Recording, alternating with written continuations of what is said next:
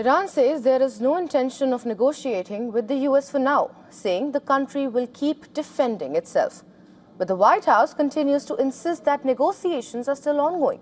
It also issued a warning: if Iran does not accept defeat, President Donald Trump is prepared to unleash hell. Trump himself insisted that Iran was taking part in peace talks, suggesting that Tehran's denials were because Iranian negotiators fear being killed by their own side. The mixed messages dashed hopes of any imminent de-escalation as the violence on the ground showed no sign of abating after almost 4 weeks.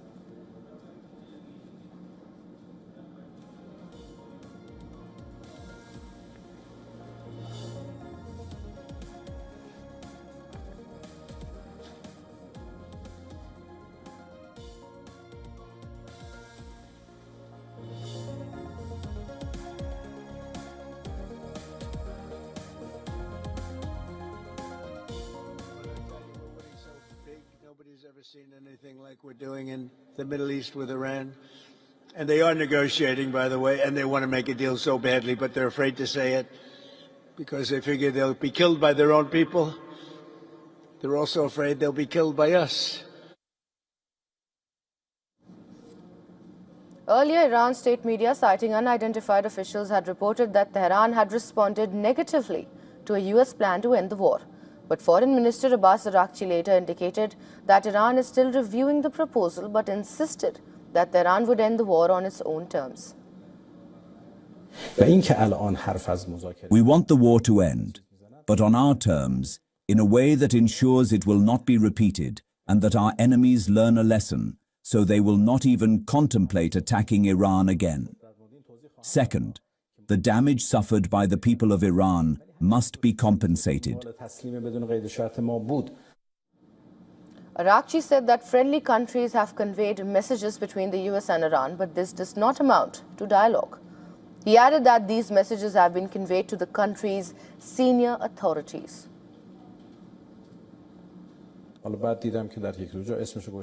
They have put forward some ideas. I saw in 1 or 2 places that it was described as a 15-point plan, but these were presented as various proposals. All of them have been conveyed to the country's senior authorities, and if it becomes necessary to take a position, that will certainly be decided. For now, our policy is to continue resisting and to continue defending the country. At present, we have no intention of negotiating, and no negotiations have taken place. While details of the US proposal are not confirmed, reports have termed it a 15-point plan. The White House said that elements of these reports are not fully accurate, but also do not provide specifics. White House Press Secretary Caroline Leavitt insisted that talks are progressing. Talks continue. They are productive, as the president said on Monday, and they continue to be. However, I saw a 15-point plan that was floated in the media.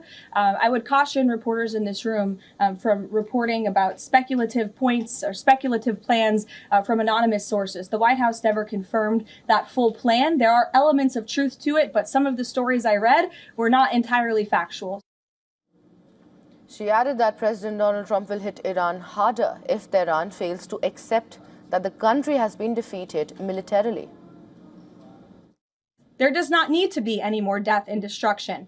But if Iran fails to accept the reality of the current moment, if they fail to understand that they have been defeated militarily and will continue to be, President Trump will ensure they are hit harder than they have ever been hit before.